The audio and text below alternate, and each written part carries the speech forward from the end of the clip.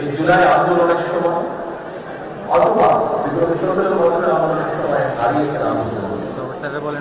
এখানে আপনারা বলতে পেরেছেন যারা বিগত ১৭ বছর আন্দোলনে অথবা জুলাই আন্দোলন করতে অন্ধ হয়েছে,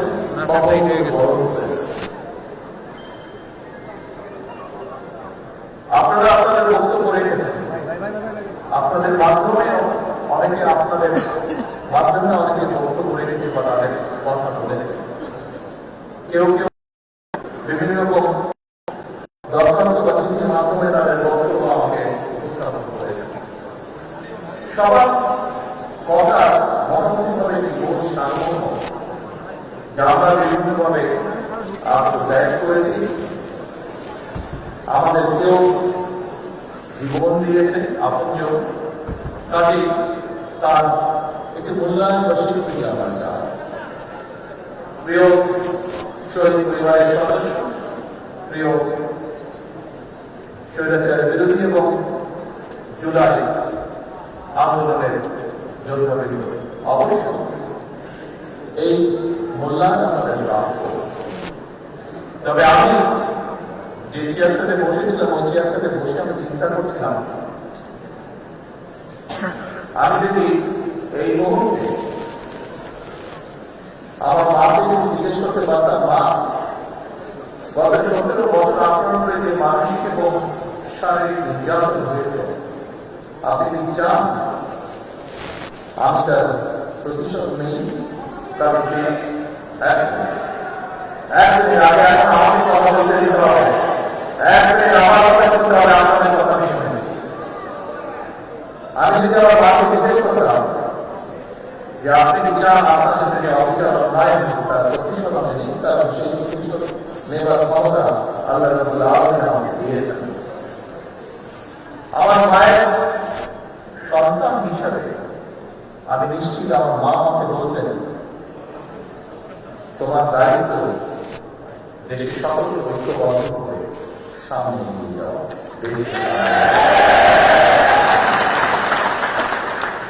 আমি যদি আমার ভাইকে জিজ্ঞেস করতে পারতাম যে তুমি কি চাও তোমার সাথে যে অন্যায় যে অবিচার হয়েছে, যেভাবে তোমার মৃত্যুর মুখে ছেড়ে দেওয়া হয়েছে, যারা এর জন্য দায়ী তাদের বিরুদ্ধে আমি প্রতিশোধ নেই, কারণ সেই ক্ষমতা আল্লাহ আমাকে এখন দিয়েছেন। আমি নিশ্চিত ২০০০ একসাথে বড় হয়েছে, তাকে আমি চিনি, তাকে আমি জানি। একই রক্ত আমাদের শরীরে বোঝাই, আমার ভাই ছিল সেই একই যে আমার মা। প্রিয় ভাইরা, আমি ১৭ বছর আগে যখন এই দেশ ছেড়ে চলে যেতে বাধ্য হয়েছিলাম, আমি কি অবস্থায় ছিলাম সেই বিবরণে আমি যেতে চাই না। তবে যখন আমি চলে যাই তখন আমার বহু সহকর্মীকে আমি দেখে গিয়েছিলাম। ১৭ বছর পরে যখন দেশে ফিরানোর প্রধান হয়েছে, আমি ফিরে এসে আমার অনেক সহকর্মীকে পাইনি। আমি জুলাই আন্দোলনের আগে আমার বহু সহকর্মীকে দেখেছিলাম। ছাত্র সহ আমার দিন সহ আমার দলের বহু নেতাকর্মী বহু সহকর্মীকে দেখেছিলাম, যাদেরকে ৫ই আগস্টের পরে আমি পাইনি, কারণ তারা পৃথিবীতে নেই, তারা পৃথিবী চলে যেতে দিয়েছে। আমি ১৭ বছর আগে যখন এই দেশ ছেড়ে চলে গিয়েছিলাম বাস্তবে, তখন আমার বহু সহকর্মীকে দেখে গিয়েছিলাম সুস্থ সবল এক তরুণ যুবক। ১৭ বছর পরে যখন ফিরে এসেছি, তাকে আমি দেখেছি তার অঙ্গহানি হয়েছে, শারীরিকভাবে ক্ষতিগ্রস্ত হয়েছে। একই ঘটনা ঘটেছে ৫ই আগস্টের আগে। প্রিয় সকল উপস্থিতিবৃন্দ, জুলাই শহীদ পরিবারের সদস্যবৃন্দ, জুলাই যোদ্ধাবৃন্দ, স্বৈরাচারের বিরোধী আন্দোলনের সকল যোদ্ধাবৃন্দ যারা উপস্থিত আছে, দেখুন, আপনি যখন স্বৈরাচারের বিরুদ্ধে জুলাই আন্দোলনের আগে বিগত ১ জুলাই এবং জুলাই আন্দোলনের সময় মাঠে উদ্দেশ্য লক্ষ্য ছিল, আপনার উদ্দেশ্য ছিল এই দেশ, এই দেশের জনগণ, এই দেশের মানুষ, এই দেশকে এমন একটি দেশে রূপান্তর করা যেখানে মানুষ তার অধিকার, তার যোগ্যতা সবকিছু সম্মানের সঙ্গে বেঁচে থাকবে। এই দেশের মানুষ নিরাপদে চলবে, তার যোগ্যতা অনুযায়ী তার প্রাপ্য সম্মান সে পাবে, তার ন্যায় অধিকার সে পাবে। আচ্ছা, আমি পাঠাচ্ছি, আপনি লাইনে থাকবেন। লাইনে অবশ্যই আমরা যে দেন তার মূল্যায়ন দেওয়া এই দেশ ও এই জাতির অবশ্যই একটি দায়িত্ব, গুরুত্বপূর্ণ বলে আমি বিশ্বাস করি। কিন্তু একই সাথে যে মানুষটিকে, পরিবারের যে সদস্যটিকে আমরা হারিয়েছি, তার লক্ষ্য উদ্দেশ্য ছিল, তার লক্ষ্য উদ্দেশ্য ছিল এই দেশের মানুষের ভাগ্যের পরিবর্তন, এই দেশের ভাগ্যের পরিবর্তন। আপনি নিজে যে চোখ হারিয়েছেন বা কোনো অঙ্গহানি হয়েছে, এই দেশকে স্বৈরাচার মুক্ত করতে গিয়ে এই দেশের মানুষের অধিকারকে প্রতিষ্ঠিত দিয়ে ছিল, আপনার লক্ষ্য উদ্দেশ্য ছিল এই দেশ, এই দেশের মানুষের। তাহলে এখন যখন একটি পরিবর্তন হয়েছে, এখন যখন এই দেশের মানুষ স্বৈরাচার মুক্ত একটি দেশকে প্রতিষ্ঠিত করতে পেরেছে, তাহলে যে জন্য আপনি সেদিন নিজের জীবন বাজি রেখে রাজপথে এসেছিলেন, যে জন্য সেদিন আপনাকে দেখে উদ্বুদ্ধ হয়ে এই দেশের লক্ষ কোটি জনতা দল মত নির্বিশেষে রাজনৈতিক নিরপেক্ষ জনতা সেদিন যে নেমে এসেছিল, সেই নেমে আসাটাকে কেন আমরা শ্রদ্ধার সঙ্গে গ্রহণ করব না? প্রিয় ভাই বোনেরা, আমি সকল সময় বলে থাকি 5ই আগস্ট যে অর্জন আমরা করেছি, এই অর্জন কোন একক ব্যক্তি, কোন একক রাজনৈতিক দলের অর্জন নয়, বরং এই অর্জন দল মত নির্বিশেষে বাংলাদেশের প্রত্যেকটি গণতন্ত্রকামী, প্রত্যেকটি শান্তিপ্রিয় মানুষের এটি অর্জন। এই অর্জন করতে গিয়ে আপনাদের যারা উপরে বসে আছেন, এ পাশে যারা বসে আছেন, আমার হাতের ডান দিকে তারা হয়তো দেখতে পাচ্ছেন, নিচে যারা বসে আছেন তারা প্রত্যেকে যদি আপনাদের ডান দিকে তাকান, দেখবেন একটি ব্যানার আছে, ব্যানারে লেখা আছে জুলাইয়ে শহীদ হওয়া সর্বকনিষ্ঠ গুলো। জাতিসংঘের হিসাব অনুযায়ী 65 জন শিশু সেদিন শহীদ হয়েছিল। এই বাচ্চাগুলো শহীদ হয়েছিল, তাদের কি কোনো অপরাধ ছিল? তাদের অপরাধ ছিল না। কিন্তু দেশকে স্বৈরাচার মুক্ত করতে গিয়ে যেভাবে হোক এই শিশুগুলো সেদিন জীবন দিয়েছে। এইরকম এখানে স্বরাষ্ট্রমন্ত্রী উল্লেখ করে দিয়েছেন যে জাতিসংঘের হিসাবে প্রায় 1400 মানুষ সেদিন শহীদ হয়েছিলেন। সেই উত্তাল দিনগুলোতে যতটুকু সম্ভব হয়েছে আমার পক্ষে, আমি যতটুকু বিভিন্নভাবে শত বাধা বিপত্তির মধ্যেও বিভিন্নভাবে খোঁজ করছিলাম আমার নেতাকর্মীদের মাধ্যমে, এই রাকিব সেদিন সেখানে ছিল, সেই মধ্যে আমাদের ছিল সেদিন, এই পাটোয়ারি সেখানে ছিল সেদিন, আরো অনেকে এখানে উপস্থিত যারা ছিলেন, যাদের মাধ্যমে আমি বিভিন্নভাবে খোঁজ করছিলাম। আমার হিসাব মতে, হ্যাঁ অনেকে অনেক হিসাব দিয়েছে, কিন্তু আমার হিসাবের মতে শুধু জুলাই আন্দোলনে শহীদ হয়েছে অন্তত 2000-এর মতো মানুষ। 30,000-এরও বেশি মানুষ বিভিন্নভাবে সেদিন ক্ষতিগ্রস্ত হয়েছেন শারীরিকভাবে। আজকে সমগ্র বাংলাদেশের মানুষের প্রত্যাশা, যে জন্য এতগুলো মানুষ জীবন দিয়েছে, এই মঞ্চে অন্তত আমি আমার কথা এবং স্বরাষ্ট্রমন্ত্রীর কথা বলতে পারি।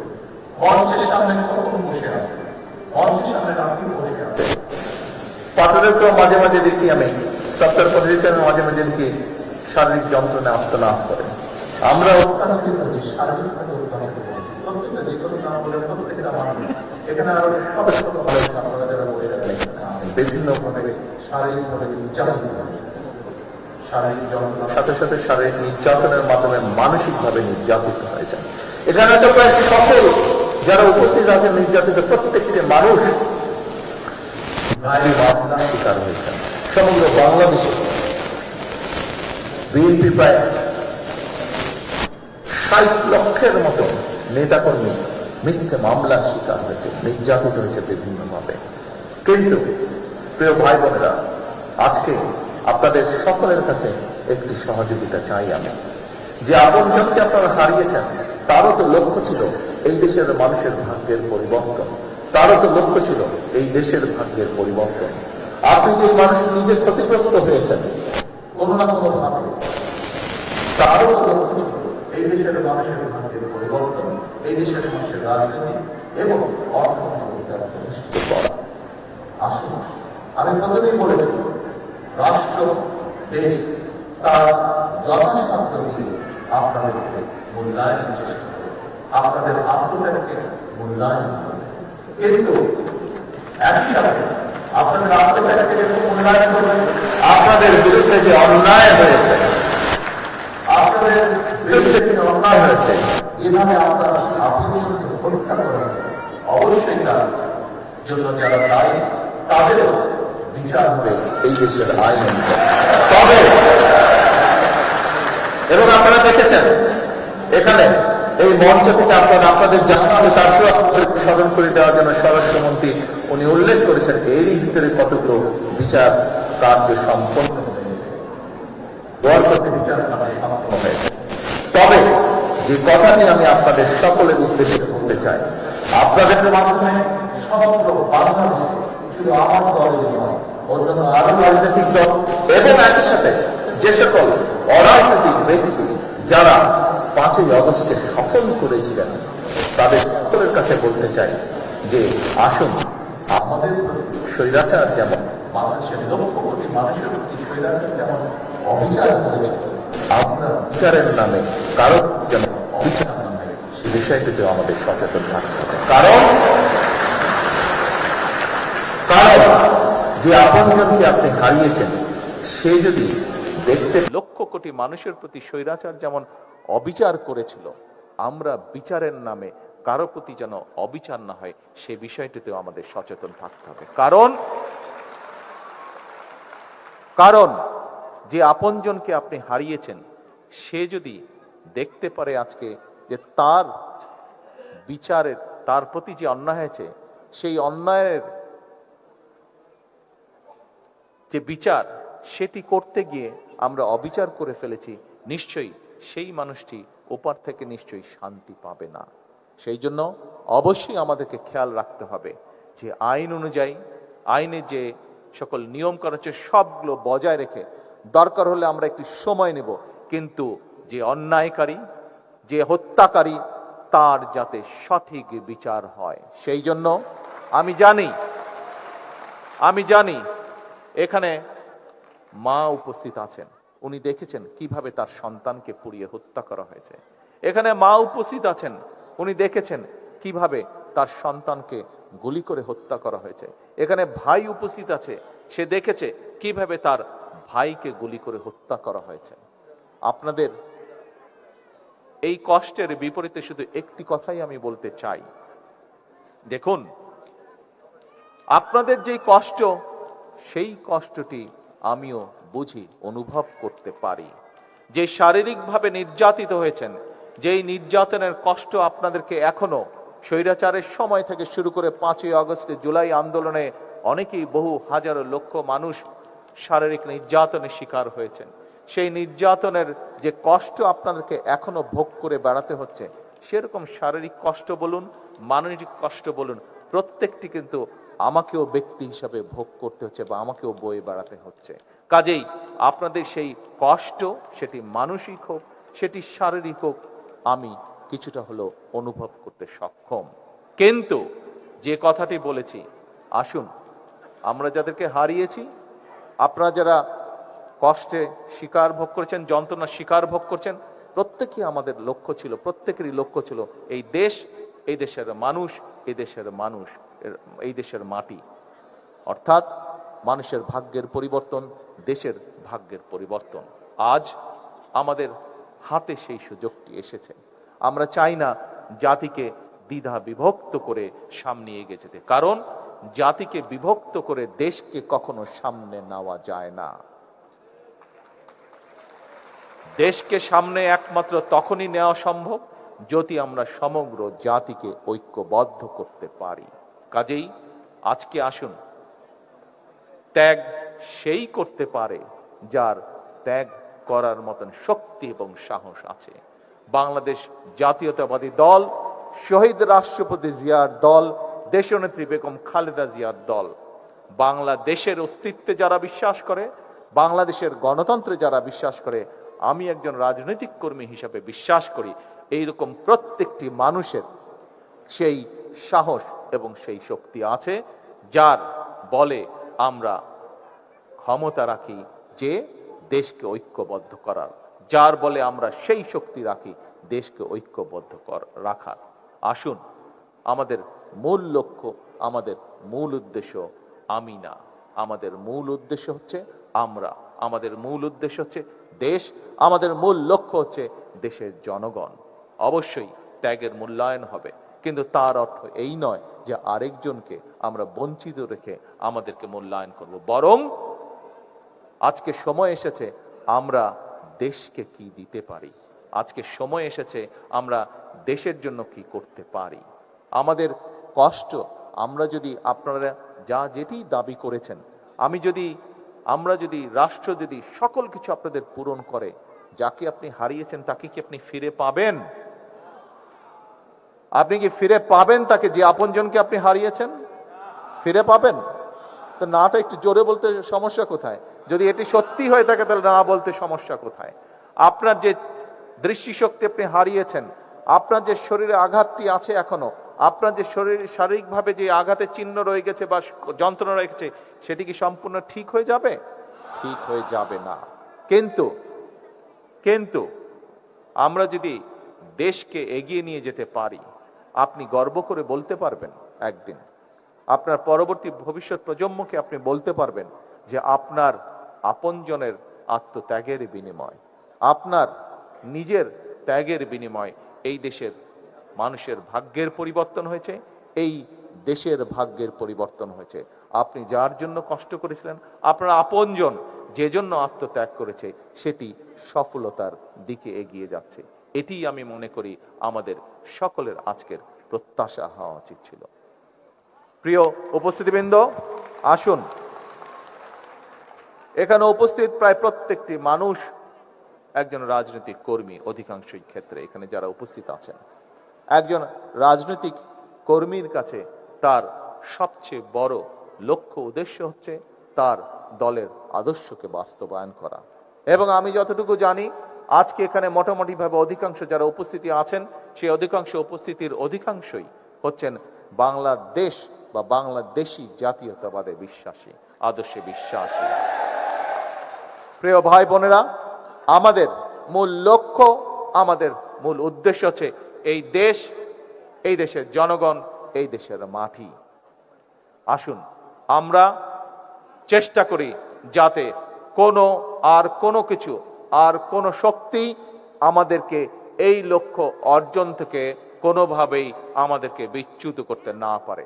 আজকের এই দিনে জুলাই অভ্যুত্থানে, জুলাই শহীদ, জুলাই যোদ্ধা এবং বিগত স্বৈরাচারের 17 বছরের যত যোদ্ধা আছে, তাদের প্রতি যদি সম্পূর্ণ সম্মান প্রদর্শন করতে হয়, তাহলে সেটি একমাত্র হবে তার জন্য, যার জন্য তারা স্যাক্রিফাইস করেছেন, সেই লক্ষ্য এবং উদ্দেশ্যকে বাস্তবায়ন করা। এটাই হোক আজকের এই অনুষ্ঠানের মাধ্যমে আমাদের গৃহীত শপথ, এটাই হোক আজকের এই অনুষ্ঠানের মাধ্যমে আমাদের গৃহীত প্রতিজ্ঞা। সকলকে পরিশেষে আবারও সকলকে ধন্যবাদ এবং জুলাই শহীদ পরিবার সহ জুলাই যোদ্ধাদের প্রতি আন্তরিক কৃতজ্ঞতা প্রকাশ করে আমার বক্তব্য শেষ করছি। আল্লাহ হাফেজ। বাংলাদেশ জিন্দাবাদ, বাংলাদেশ জাতীয়তাবাদী দল জিন্দাবাদ। আসসালামু আলাইকুম।